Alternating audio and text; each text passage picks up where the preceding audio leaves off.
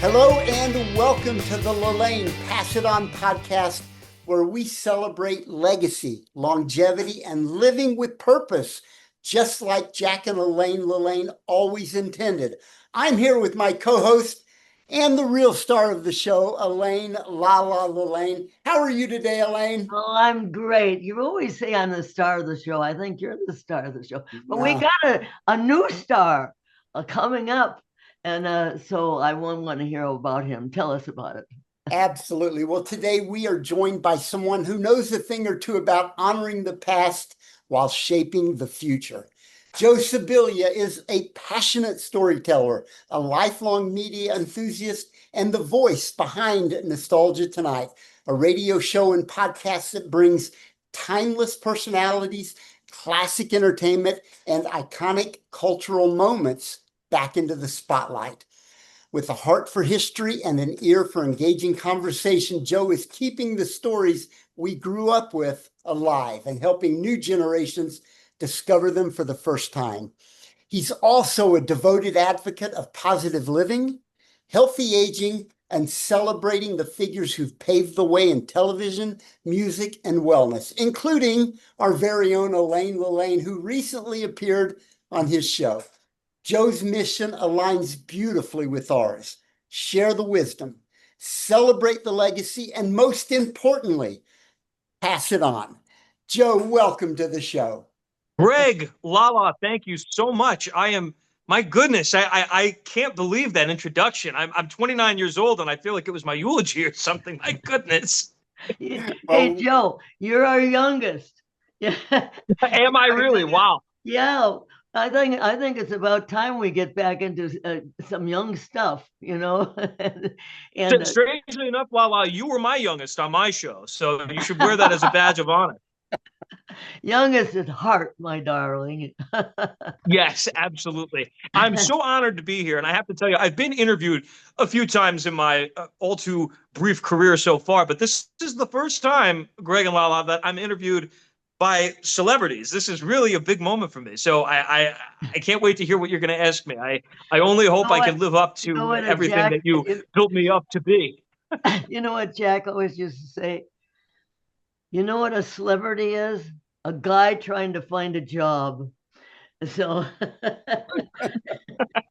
He's a good attitude. But Jack always had a good attitude. I'm just a guy trying to find a job. But anyway, I met Joe really kind of on a fluke because this email came into me and I get sometimes these emails that are kind of I know that they're trying to sell me something or whatever, and this is, and it has all these numbers and whatnot, but this looked different. So I said, well, I guess I'll answer this. Well, it was Joe, and then he answered. Then I called him up. I said, I'm going to call this guy up and see what this is all about. I don't know, something intrigued me about it. And well, he comes on with the great booming voice, and he sounds like fun, and so we got together and we did I did his show. You want to tell about it? Tell about it. Tell us about. Oh, absolutely! It was an honor. We had so much fun, and I got to say, Lala, you were wondering if I was going to say you something. When we get off this call, I want to tell you about a little product I'm pitching called Amway. So if you have a few minutes afterward, I'd love to try and convert you to the gospel of Amway. Well, I know all about Amway. Lala, Greg, I have always been a fan of Jack LaLanne because my grandmother, who, thanks to you, Lala, has lived to be 100 years old. Thanks to you and your husband, she's now 100 years old. She'll be 101 in September. And she's still kicking. She's still hanging in there. She had a bit of a fall, and she, I think, broke her hip, but she's doing all right. She's road to recovery. And every day when my father was a kid, she would work out to the Jack LaLanne show. And she'd say to my father's name's also Joseph, she'd say, Joseph, go get the chair. And he'd go and get the chair, and she'd be doing the Jack LaLanne exercises in the living room. And I actually, believe it or not, like working out to the old Jack LaLanne shows. I talked about this on my show. A lot of these exercise shows nowadays, they have this really intense music, and it's really kind of intimidating to work out to unless you look like one of these people. Jack made it so relatable. You were exercising to an organ playing Finiculi Finicula. It was kind of soothing, and I always enjoyed the show. So when I was trying to think of guests who would be perfect for Nostalgia Tonight, I immediately said to myself, I want to do a segment on a classic fitness guru. And I said, who better than Jack and Elaine LaLanne? So that's what brought me to call you. Now, you were so kind to call me directly, which surprised me. You rarely get that in this business, and you're just so down to earth and warm and inviting. And you and your son I spoke with on the phone were both just so welcoming to me and so receptive to me doing it. And I thank you from the bottom of my heart of coming on the show, because we had a great interview. We talked about everything from, you interviewed J.C. Penney. Think about where your career has gone, Lala. You were interviewing J.C. Penney. Now you're interviewing Joe Sibilia. He was old. I don't know. When I had him on my show, he was old then. And now I'm going to be 100. So I'm trying to follow up on your grandmother. I got to tell you, you know, my mom heard our show, because my mom listens to every show. She has to. If she doesn't listen, I don't know who's listening, but she has to listen. But my mom listened to the show, and she said to me after the fact, I cannot believe she's 99 years old. She doesn't miss a beat. She is so sharp to this day. And you're just lovable. I was saying, you remind me of my grandmother. My other grandmother passed away in November, and we were very, very close. And I only wish she and my grandfather, who would have been 97 today, were still here, because they would have just been on cloud nine to see me on your show, Lala and Greg. And my grandmother was so much like you. She was so supportive. She's so encouraging, and was in incredible shape. She walked everywhere, Lala. And she didn't ever drive a car. She walked everywhere. You learned about Jack LaLanne from your grandmothers? Because they probably were. They were probably. Yes, I did. As a matter of fact, yes, I did. But I know a lot of this stuff independent of my grandparents. I knew things my grandparents didn't know. Yeah. So what inspired you? Were you a little kid? Everybody, a lot of people we meet at the airports, and we say, "Hey, Jack, I used to watch you." He says, "Now I'm watching you." But anyway, he said, they'd say, "I used to watch you on TV," and I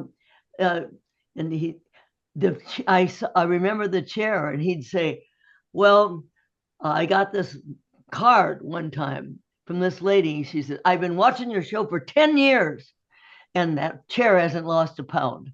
But anyway, but these so many funny things. Jack was a very, very funny person, and he loved to have kid and but he was serious, but he was funny too, you know. Yeah. But he could have been a comedian, honestly. He was really you were a little kid. Did you lift your legs at Jack, or how did you get involved?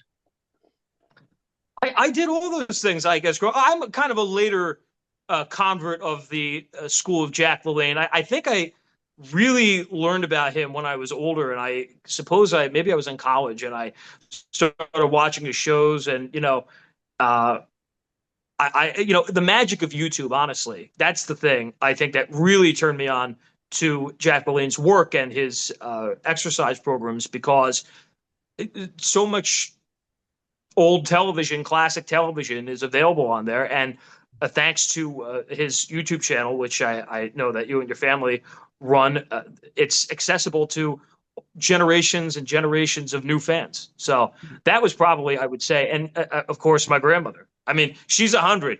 If she was listening to Jack LaLanne and she's lived to be 100, she's doing something right. And Jack was clearly doing something right. And clearly you're doing something right. So what you were inspired to do this radio show, or how did you get into radio? I was telling somebody, Lala, recently, we were having lunch, and I said, when I was growing up, kids my age idolized Tony Hawk. I idolized Regis Philbin.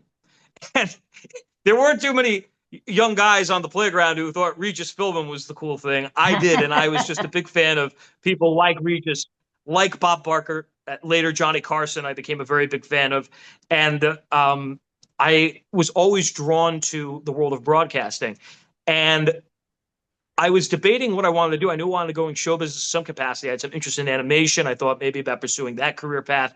And I was talking to my mom when I was in high school, and I said, I don't really know what exactly it is that I'm going to do. And she says, I know exactly what you want to be and what you want to do with your life. I said, what's that, Mom? She said, you want to be a talk show host. And I thought that was great. She may as well have said, run off and join the circus or something. Evidently, I am. I feel like I haven't come up for air. I apologize, but you never miss a beat. I want to be a good guest. It's a little nerve wracking. I'm not used to being on the other end of this. Lala. Don't worry. We just play it by ear, and I know that Greg's got some questions for you. Joe, I'm curious. Why do you think nostalgia is so powerful in today's fast-paced digital world? Nostalgia, I think, is popular because people want to harken back to the days when they were growing up, to the times they remember. It's a safe place for them. If you're somebody who's in their 80s, maybe that's the 50s. If you're somebody in their 30s, maybe that's the 80s.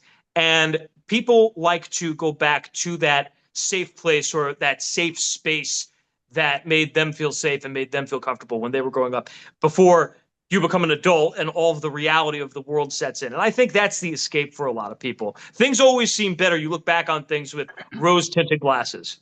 Yeah, very true. What word hits you more? Would it be nostalgia or retro? I mean, which is more powerful? Which word? Yeah, nostalgia. That's interesting. I think nostalgia.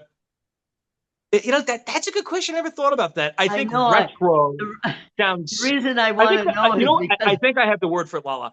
Nostalgia sounds classier than retro. I feel like retro sounds a little tacky. I think nostalgia has class. What about vintage? Vintage sounds. Vintage is good too. I like vintage. Huh? But I think vintage. When I think of the word vintage, I might think of buying a used car off eBay or something like that. Yeah. Nostalgia, nostalgia, I feel like encompasses a lot more than just the word vintage. So the reason I don't know. There's a certain class to the word. I don't know. Just curious, kind of in that same inspiration, nostalgia mode. Who were your person? You're not 30 yet, right? You're 29 years old. Not yet. I'm halfway to 30, Greg. Oh, halfway to 30. Okay. So who were your personal heroes growing up and how did they shape your worldview? Do you mean in broadcasting or just in general? Well, a little of both. Because obviously I can give you a little bit of both. Well, like I said, Regis Philbin was a big one. I felt like I could relate to him. He was a good friend. Regis. I know he was. And you were telling me that you got into a push-up contest. You were telling me this on my show. You got into a push-up contest with Regis. I can send that to you. You have to. I would love to see that.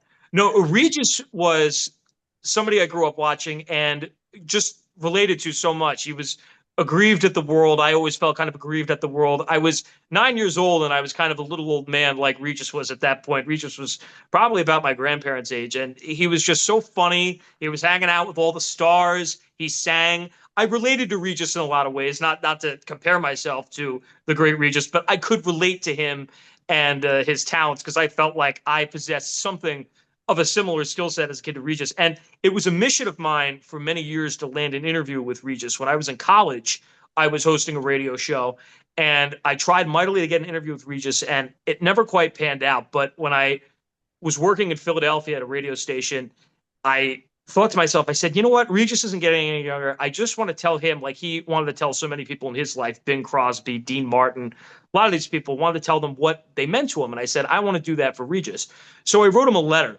And to my great astonishment, I got the loveliest note back from Regis. And it was so encouraging and motivating and just predicting nothing but great success for me. Now, this is a guy who had no obligation to write back to me. And I'm not somebody who writes to a million celebrities asking, for autographs or anything. I just wanted to tell him what he meant to me. And the fact that he got back to me, I framed that letter and it hangs in my apartment. It's in a frame with a really nice picture of Regis. So he's one of the few celebrities when he passed away. I really, really was devastated by that. He was a great loss. How old were you when you first went on radio? I mean, your first job on radio. The first time I started doing a radio show when I was in college I was probably about 18 years old.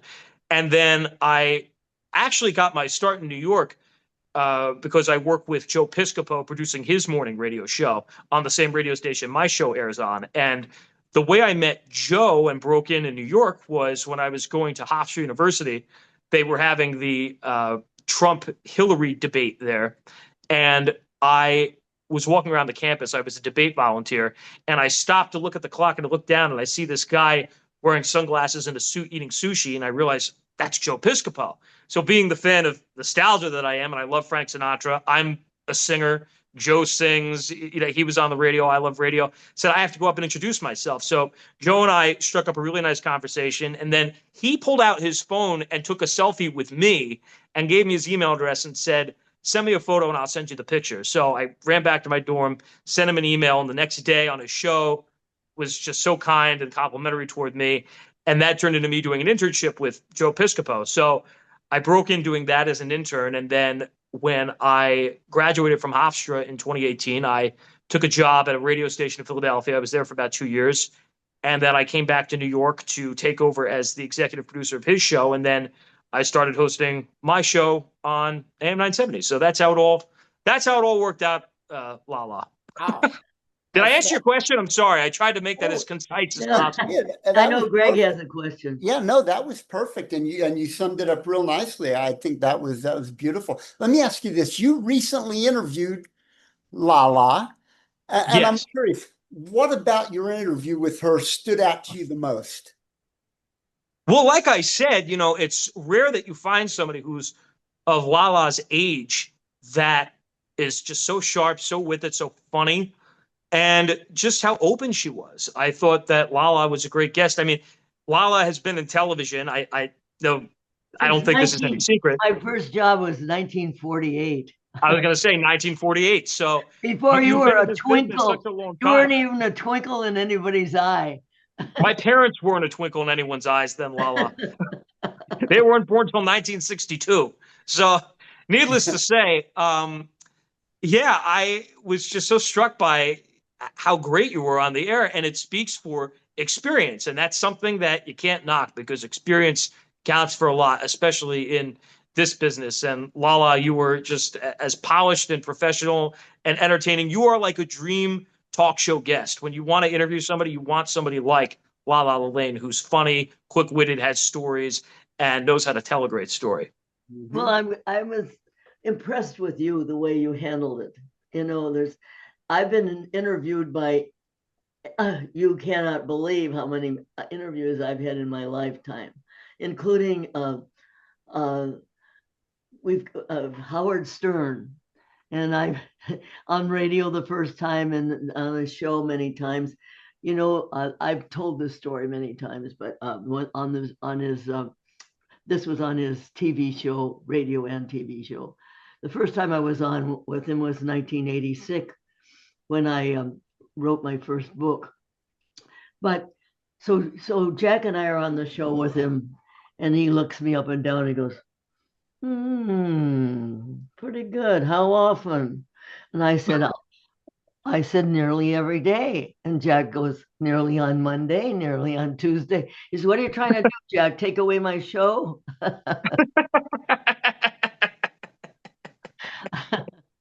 That's great.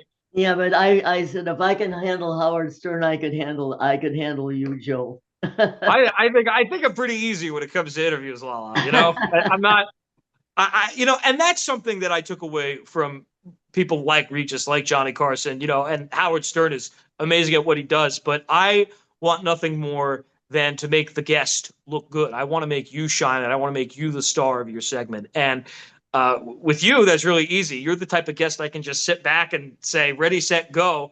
And you just take off, and you've got a million great stories and anecdotes and jokes, and you're everything that every talk show host wants as a guest. Joe, hey, obviously storytelling is a big part of your show. And I'm just curious, what do you think the role of storytelling plays in preserving purpose across generations? Why is storytelling so important?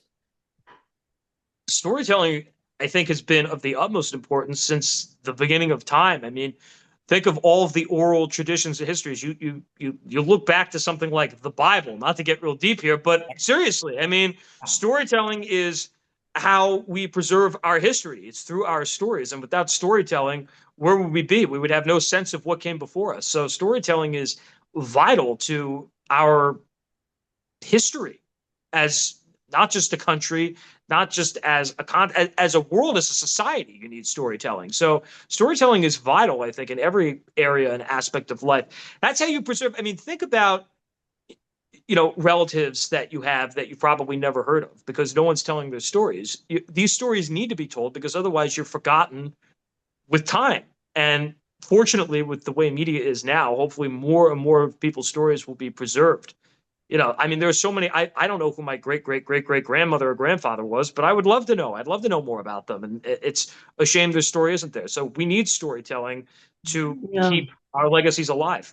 Do you know that from 1950, 48, 50, up to almost 1960, we've lost all that stuff that we did live on television in San Francisco. And because we didn't have tape in those days, Ampex I was at a cocktail party one time, and Ampex was testing out their tapes on Jack's show. And this executive told me that that's what they're doing. Well, guess what? They erased them. What they did in those days, they would tape things and then they'd erase them because they'd use the tape because the tape was expensive. Oh, sure. Well, that's what they did with Johnny Carson's first 10 years of The Tonight Show from New York. It's almost non-existent. They wiped all those tapes. Yeah, well, they wiped everything out and so we don't have a lot. I've got one kinescope in 1959 of Jack pushing a baby Bucky into he says, there's a monster in there, and of course he all through the show he talks about the monster. He's and then he would at the end he would bring out 3 pounds of fat. And he'd put it here. And this is why Jack LaLanne was great on television. You wouldn't see that anywhere else, except maybe on Oprah when she wheeled out the cart of fat when she did that liquid diet or whatever it was that she did. That from Jack because Jack used to do it. Yeah. A lot of people have done it since, but this was in the 50s, Jack was the innovator. Jack was the first to show off a big hunk of fat on TV. What would you want to find, Lala, if you could have any old broadcast back that doesn't exist anymore that you did or Jack did? Yes, I would. I'd like to have some of those people, nostalgia people that I had on the that I booked on the show. Joan Crawford, Joan Crawford, wow. J.C. Penney. She didn't bring any wire hangers with her, did she? She didn't bring any wire hangers with her, did she? No. But what she did, what they did in those days, they would come to San Francisco, and they would the movie that they were in. They would we'd have intermissions, and then they would get up there and talk about their show, and that's how we got. And then Curran and Gary, that's the plays and whatnot in San Francisco. So they were easy to get, but it was a nostalgia. I think back on all those interviews. Ida Lupino. Nobody will ever remember Ida Lupino, but and strangely enough, I do. Look her up. Maybe Shirley MacLaine was onto something with that past lives thing, because that could be the only explanation for how I even would know some of these names. I don't know. But that's the thing that I would go back to. I'd like to see some of the stuff that we had on television, and of course some of the live stuff that was funny. That we had to in order to get a car and to show the car on a commercial. I was working with Les Malloy, and so they brought the car in, and so Les was demonstrated. The car was standing there, and we opened up the door, and the door fell off because they had to take the door off to get it into the studio. and they never put the door back on properly. And so Les was showing the car, and an open, this beautiful car, opens the door, and the door falls on the floor. But what can you But do? that's what made The classic door television fell on the so great. floor. That's what made the classic television so great, was that it was live and these I things know did it'd go be wrong, fun and to those are show the this best stuff moments. now, really would be. No, I'm curious. So yeah, you know, No, I don't dye my hair, Greg. This is no, natural. okay. So I was going to go down that. Well, you know, before we get into Greg, Yeah. you know, he just did the Ninja Warriors, and he was in his category. It was over 50 category, and in his category, he was the winner. I think there were 3 or 4 guys in there, and he or women or whatever, and so he went farther than all of them at 64, and they're going like 64 years old and he's doing this, and you know, they're yelling, and they're all excited. And then they showed pictures of Jack, his mentor, and it was a beautiful, and it was so exciting, and the announcer was so exciting. It was on NBC on last last Monday. Was it Monday? Yeah, Monday. Yeah, and I will say Warriors. now, the correction there, Elaine, is there are no age categories in American Ninja Warrior. Oh, so, okay. Truth be told, I'm competing with 15-year-olds all the way up to. Oh, really? There's no age. Yeah, Oh, there's I no thought, age. But I went thought they further had than anyone categories. under 60. Yeah, no, there are no categories. So I just learned. yeah. Oh. But yeah, so we had a great time. It was a wonderful experience. And I know we have a mutual connection with Joe, and that is Matt Eisman, who is the one of the hosts of American Ninja Warrior. So yeah, Well, first of all, congratulations, Greg. That is quite an achievement. It's something that I certainly wouldn't be jumping to be on anytime soon. I think I'd be falling off the thing after the. If there's one thing of all of my talents that I can't lay claim to, it's being particularly coordinated. So the fact that you were able to pull it off, and you do not look like you're in your 60s, Greg. So more power to. Again, I need whatever health elixir that you and Lala are using, but. Matt Eisman was a guest on another show that I've hosted between obviously my own radio show. I do Nostalgia Tonight, and of course, Joe Piscopo's radio show. I also am the host of the Friars Club podcast. I'm a member of the New York Friars Club. I'd always dreamed of becoming a member. Again, just a piece of nostalgia that so many of my heroes were involved with, and I had to become a card-carrying member. So I started doing a podcast at the Friars Club, and Billy Crystal was a guest, and Carol Burnett, Matthew Broderick, Bob Costas, George Lopez, and Matt Eisman was a guest because he performed at one of the Friars roasts. And Matt Eisman was by far one of my favorite interviews because I grew up watching Matt on a show he did before he did American Ninja Warrior called Clean House. And on Clean House, he was the handyman. And the fun thing I learned about Matt Eisman in doing that show is he had no experience as a handyman. They would put together a piece of IKEA furniture, get him in the shot with the power drill, and he'd be holding the drill, and he'd, be just drilling in the last screw or whatever, and he'd say, okay, on to the next thing.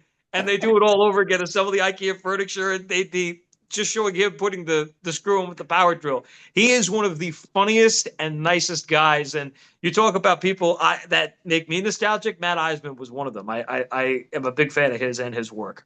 And he's full of energy, and that's what makes him such a good host. His energy is contagious, which kind of brings me to my next question. When you're looking for guests in whatever podcast or venue it is that you're interviewing someone, how do you decide which voices or stories deserve the spotlight? Yeah, that's a good question. I think I look for what any producer looks for in a guest. You want somebody who's engaging, somebody who has a good story to tell, knows how to tell a good story. I think the biggest thing is likability. Lala, very likable. She's lovable, in fact. You want somebody who's likable. You want somebody who is going to compel the audience to stay tuned. And that's the biggest thing that you could ask for any guest. If the guest is nasty or rude or unapproachable, you're not going to want them on your show because, it's not going to keep the listener tuned in. So it's all about finding someone that's going to engage the audience. I love people with a sense of humor. I mean, That's important too.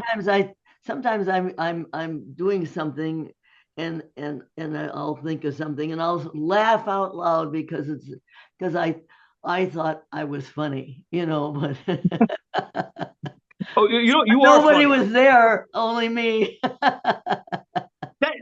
That's very important. And I think that's probably one of the secrets to longevity is laughing and laughter and having a good sense of humor. Yeah, we laugh through life, Jack and I. It's so funny. We couldn't have an argument because he would make something funny out of it. I mean, he'd always and then if anything, when we were doing a show together or whatever, and he'd say something and I was butt in or something. Oh, our first fight, our first fight. That's a joke I actually make, but then again, I'm still single, so I haven't, haven't overcome that. But I make that joke too. If I'm dating someone, we have some minor squabble. Go, our first fight. Wow, I have some bloopers, and that they're really funny because they're bloopers that we made when we were doing a tip of the day. So I made this salad. And I wanted to, normally Jack starts out, but that day, I wanted to start out because I want to tell him that this is Jack's salad, that he eats every day, 10 vegetables. So we get, oh, this is my lovely wife, Elaine LaLanne, and I am Jack LaLanne, blah, blah, blah. And then he starts talking. I said, I wanted to start out. And then and this is the blooper. And so he kind of walks away, and I pull him back. I said, our first fight. So, but so then I was able to we did it with the salad, but normally but everything was off the cuff, just like today, we're doing this. So everything we did was just right off the cuff right then. That one take, that was it. Normally. I know. It was a different time. It was a different era. And the pressure was on. I feel the pressure. Hey, Joe, I'm curious, what are some of the most impactful lessons that you've learned through nostalgia tonight? That's a good question. Honestly, I think one of the most impactful lessons I learned is that radio can bring people together. People who I may have not met under any other circumstance, people who aren't even, celebrities like Lala. And I mean, Lala, you're one of those wonderful people. Greg, you're one of the great people that I've met through the show and two of the great friends I've made along the way. But there are people who I've befriended who I never thought would come into my life, and they've become a great part of my life. People who listen to the show, people who may have been on the show who aren't necessarily famous. One gentleman, I feel like I've brought up Regis 15 times, but this does apply. I do a segment on my show called Celebrity Encounter, which is usually a segment that will profile somebody who is not themselves a celebrity or a performer in any way. And they share their story of a celebrity that they met and who has impacted their life. So I had a guy on the show by the name of Richard Jenny, who ran into Richard Nixon when he was 14 years old at a barbecue, and he saved his sandwich for the last 65 years. Crazy stories like that. But I've made a great friend and a gentleman by the name of Marshall Lichterman, who worked on Regis Philbin's first national television talk show for the Westinghouse Broadcasting Company in the mid-1960s. And just through doing this show, I've been connected with people who I can converse with, who I can relate to, who are just great friends and supporters. And I'm so thankful to have that opportunity to connect with people through the radio and make hopefully a difference in other people's lives, the way people like you and Lala and Marshall and some of these other people I've met through the show have made on my life. We're in television. There's so many things that happen that were so meaningful, and you learn. But I was on radio. The fellow that I worked for, he bought a radio station, and so we left television and went to Les Malloy, bought a radio station, and he fired everybody and then changed it to country and western. I never even well, listen to country to Western, but then I started to find ones that I liked, and I had my own radio show. I learned to, it's amazing what you can learn when you have to. And so I became the first woman member of the International Brotherhood of Electrical Workers in San Francisco, because he taught me to put the station on the air at 5 o'clock in the morning. I'd have to go to 5 o'clock in the morning and put the station on the air. And then he said, well, then you can have a radio station. Well, I didn't know. I didn't have my own radio show. So yes. So he said, I got you a sponsor, and so I've got I did this radio show, and then the tape would break in the middle, the commercial tape would break. So I'm talking, and I surprised myself.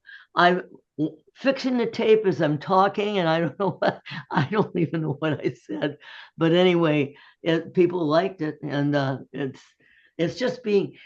I think the thing that we want to bring out here is be yourself. Don't try to be somebody else. Don't try to be something that you're not. And if you do everything from here, from the heart, and you really care about what you're doing, then it comes through. But words have no heart. But when you start talking from low down in your heart, then it comes out, and then that's when people become successful. That is the secret. And Johnny Carson said that to Conan O'Brien when he was starting. Another hero of mine, Conan O'Brien, when he was breaking into the television talk show game, he ran into him at a birthday party for the then head of NBC, Bob Wright. And Johnny's advice to Conan was just be yourself. It's the only way it can work. And right. To Conan's credit, he's never been anybody but Conan. Johnny was never anyone but Johnny. You've never been anyone but Lala. That's the secret, I suppose, to a great career. And that's all I know how to be is me. Yeah. And then Steve Lawrence would say, I gotta be Greg. Greg has a heart of gold. He is, I can tell Greg has a heart of gold. And he's determined, and he's gonna, and he's and the 65th birthday, he's going to do another feat. And so we're going to look forward to that. Now, do you want to, let's tell us what you have in mind for you're coming, you're going to try Ninja again next year? Well, all inspired by the LaLanne legacy. Jack always did feats of strength and endurance, and I'm inspired by that legacy. Legacy plays a role in everything that I do, trying to carry on the LaLanne legacy and Jack's mission of helping people help themselves.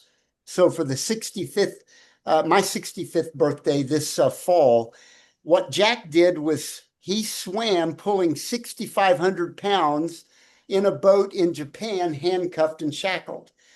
As Elaine knows, I don't like to swim, but I do like to fly. So for my 65th birthday, I'm doing something called 65 at 65, where we're doing 65 American Ninja Warrior obstacles back to back to back to back.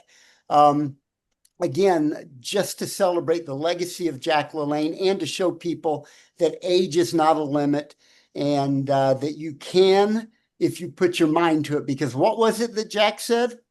Anything is possible. Anything is possible, and you can make it happen. That's right. So we're going to make it happen. Yeah. I got to think about what I'm going to do for my 30th birthday now. You could do it with me. You could do 30 and 30 while I do 65 and 65. Yeah. I want to live to see my 31st birthday, okay. Greg. Fair enough. This is accomplished. I see the point of Ninja Warriors. You're really conquering yourself too, right? Well, like Jack always said, your mind is a mine, right? It's full of diamonds, and all you have to do is dig them up. Yeah. So if you put something in your mind, everything in life, whether it's success in business, weight loss, success in athletics, it all starts with the 6 inches between your ears. Jack always said that. So, Yeah. you know, if we can follow those principles and live a good life, then we're blessed. You know, he always used to say when he was practicing, going to practice for his 60th birthday swim and pulling a 1,000-pound boat. This was his 60th, and handcuffed. And then he said, "Now I'm going to be shackled," because he did it when he was 41 from handcuffed from Alcatraz. But then he was going to put, I said, shackles on his ankles? You're going to, and I said, "You got to be nuts." He says, I go down to the ice house on La Brea in Los Angeles and get me 50 pounds of ice. I'll sit in the bathtub and you pour the ice over me and I'll sit in there for an hour to get used to the cold water in San Francisco. So, and in my book, in the book, Pride and Discipline, I tell that story, and it's and then I have these little pieces of paper that he wrote while he was in a restaurant, and said after the first day, he says, "It was so cold, it took me a half hour to stop shivering." And then he has another little note, and then the next day and the next day. And the last note in there, and you can see him in the book, he says, "I love cold water. I love cold water. I love cold water." So he's putting this in his mind, you know, and he always said, "I see myself coming out of the water." So that, and this is why Jack amazes me, because I can't stand in the shower if when it turns on it's cold. I immediately jump out of the tub. I can't even stand that, let alone. Put your mind to I did the same thing. When I first started taking cold showers, I wouldn't do it. And then Jack says, just let it go. And so I put my mind, it feels good. It feels good. It feels good. And you'd be surprised if you get real hot and then you take a cold shower, woof, you feel terrific. Another example of how far ahead of his time Jack was. You know, cold plunges are so popular these days. And here he was doing that in the 1950s and 60s. Oh, and he was doing it in the 1930s, you know. I mean, it's just he's far ahead. I wasn't there. Yeah. I have friends who do the polar plunge every year on Coney Island. I just show up to the bar after the fact and have a drink with them after they do it. I steer as far away from the water as I possibly can, but I have no problem having a Diet Coke with them after the fact. You're doing your part. Yes, I do I try and do my part, Greg. I do my best. Well, hey, speaking of habits and routines, are there certain habits or routines that you do on a daily basis, Joe, that kind of keeps you centered? You know, I wish I had more of a routine, and that's been a goal of mine in the last year, is to build more of a routine for myself, because I feel like I work 24/7. Now, a lot of people say that, but I truly do feel that sometimes with all the different things that I juggle in my life. And the one habit that really centers me is I call my family every day. And I talk to my mom and my dad, and I talk to my sister and my brother-in-law, and that does center me, is having that conversation with my family every day, no matter what's going on in my life, whether I'm happy, whether I'm sad, whether I'm, just down about something. It's always good. It's a good pick me up. Yeah. That's good to stay centered. I think that's terrific. Yeah, that's good. I don't know if it's reflecting, but that is one habit. And I do like to try, and the habit breaks here and there, because it's not like in California where the weather is just beautiful year round. Here, you never know what it's going to be. It's going to be rain. It's going to be cold. It's going to be brutally hot. But I do try and go out and take a walk every day, and go for a nice long walk for a few miles. I try and do it and keep myself into some kind of shape, not Jack LaLanne shape, but hey, I do my best. Well, you can Dynastride. I wrote a book called Dynastride. Jack came up with the idea of Dynastride, and putting in not walking like this, but you put in your arms, move your legs. I'm a total power walker. Yeah. Lala. I'm a total power walker. I did a video one time, actually. It's funny you mentioned this. Years ago, I made a video, And I was, as a joke, I bought one of those sauna suits that are supposed to make you sweat when you walk. I bought it at that store Five Below. So I'm filming myself at the park walking around in this sauna suit, and this kid says to her mother, to her grandmother, I think it was her grandmother, she said, "Grandma, why is that man wearing a trash bag?" I thought it was a fashion statement, but she didn't think too much of it. At one point in the 50s, I think, or 60s, we sold sauna suits, and Jack would be working out in this, and he would be sopping wet. And one time, when John was little, he didn't want to get up, and so Jack came in and wrote some. John, get up. My grandmother had a far more effective method. She'd go upstairs, open up the windows, rip the covers off the kids, and go, "Rise and shine." That got everyone out of bed. But if I ever have kids, Lala, if I'm ever blessed to have children, I'm going to do that. I'm going to go up to my kid's room and wring out the sauna suit. That would definitely have gotten me out of bed. Yeah. So one time, my older son, he's now 77, but he was so sleepy. Jack found him. We couldn't find him. He was in the corner of the shower sleeping. And so the shower was going on, and he was sleeping in the corner of the shower. So getting him out of school was really something. My kids, Greg, do you have do you have kids, Greg? Do you have these issues with your children? I have 3 kids. They're now 36, 33, and 26. So we're kind of beyond that, me having to motivate them to do, they're kind of in their own lives.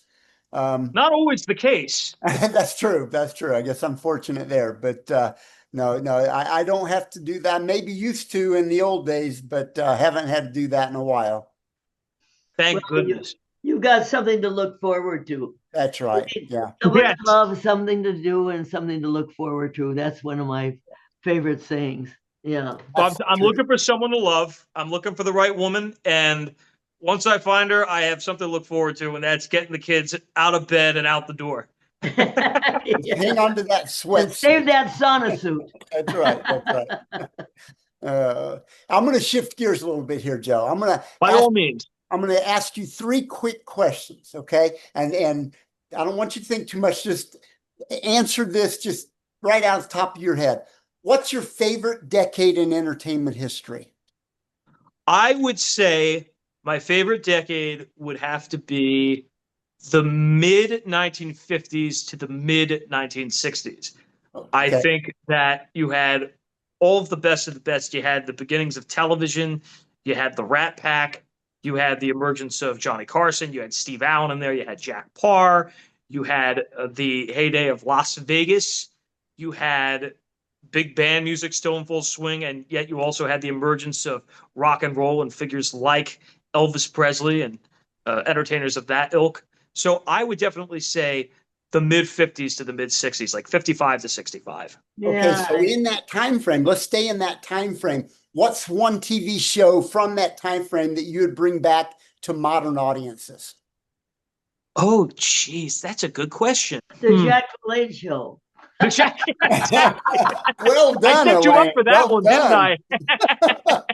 Well, the problem with the show like that is, we'd have to, only Jack could do it. You'd have to bring Jack back for that.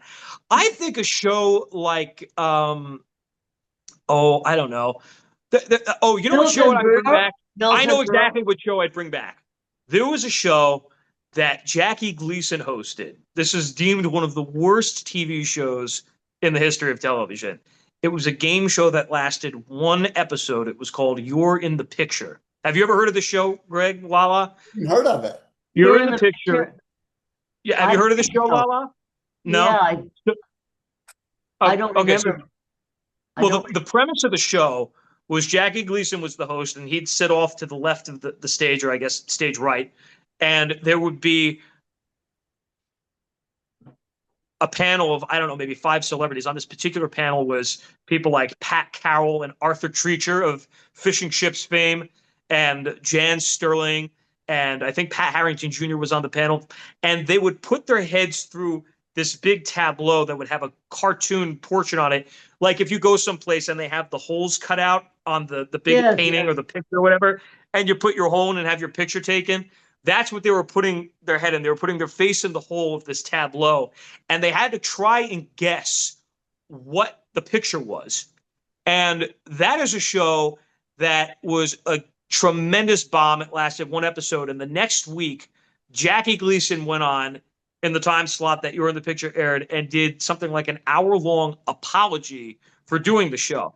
But I would bring that show back because I actually think there's got to be some way you could make that particular game or that particular format work for a modern audience. It's something I feel like you would see Jimmy Fallon do now on The Tonight Show. That's not a criticism of Jimmy Fallon. I just think it's something that Jimmy Fallon would do. It would be one of the types of games you would see on The Tonight Show today. So I think there's got to be a way you could revive that particular show in some form or some capacity. I love it. Great answer. What's the most surprising guest moment that you've had on your show? The most surprising guest moment. This isn't a very happy one, but I had one recently where I was interviewing a gentleman by the name of Howard Smith, who is the author of a new book called My Friend Johnny. It's all about his friendship with Johnny Carson. And we were talking on the show, and I was asking him about when Johnny Carson's middle son, Rick, passed away. He was killed in a car accident in 1991.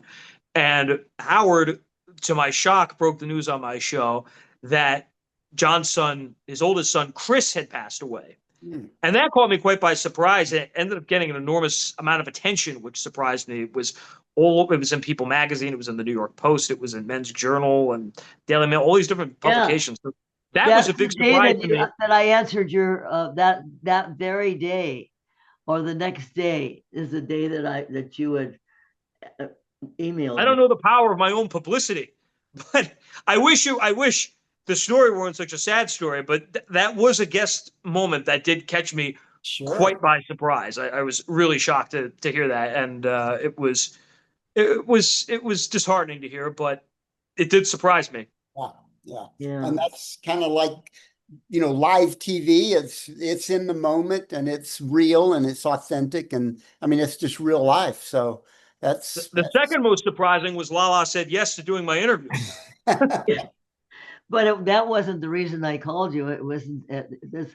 I said, what is this about? I mean, I just, it didn't look like the other ones that I erased right away. So I said, I'm intrigued with this. So I put a lot of passion into my pitches and my requests for people. So maybe definitely was passionate maybe it about was that passion. Must have been. It could only be that, or the desperation. One of the two. I don't know. You could just sense my desperation. When I answered, I said, it looks like one of your guests isn't showing up for your show. That was one a guest. That was partially true. I was in need of a guest, and I don't know why. I've been there, done that. I had and you said that, and I had the good providence to say, why don't I reach out to LaLanne? She's somebody on my list of people I want to have on the show, and thankfully you circled back. Very cool. So that's the first thing I said. What's the matter? Somebody didn't show up for your show. And you turned out to be one of the best. Well, Joe, we sincerely thank you for being here and helping us pass on stories that matter. Elaine, as soon as she finished doing your show, she reached out to me and said, we've got to have him on our show, because she just was really touched with being a guest on your show and just really enjoyed you. I said, he's going to go someplace in life. He's only 29 years old. We've never had a 29-year-old we've done yet. So I said, we need to get some of this young stuff around in our podcast. Say, bottom line is you're helping keep legacy alive, one memory at a time, and that is so important. So for me personally, and I know from Elaine, thank you. Thank you. Well, Greg and Elaine, I have to say myself, I can't tell you, first of all, I was so surprised and so flattered and so honored when you asked me to be on your show. this was a big moment for me, and I mean that completely sincerely. That really did take me by surprise that you would want me on your show, and I'm so flattered and so honored that you did ask. And I have to say, what a pleasure, first of all, it was to do this show. For somebody like me who is so used to being the interviewer where I'm asking the questions, it's a little strange for me to be in the position of being a guest on a show, and it's a tough job. And Elaine, this speaks to your tremendous ability and talent in the world of broadcasting, that you're such a great guest. It's been certainly an easier experience being interviewed by you, Elaine, and by you, Greg. And all I can say is thank you both so much for your kindness, so much for your generosity in coming on my show and taking a chance on me. And also, you sent me the loveliest email after the fact, Elaine, as you did, Greg. And you were kind enough to send me a copy of the book that you both co-authored and signed for me. It's treasured as part of my collection, and it's on my bookshelf, and I can't wait till next time I see my family, because I'm bringing it with me to show them the beautiful inscription that I got from Elaine LaLanne. So thank you, Elaine, and thank you, Greg, both so much for the opportunity and for being two of the friends that I've picked up along the way doing Nostalgia Tonight. It's been a tremendous honor. Well, thank you. Thank you for being our guest. And I know that you're going to go someplace in this business. So onward and upward.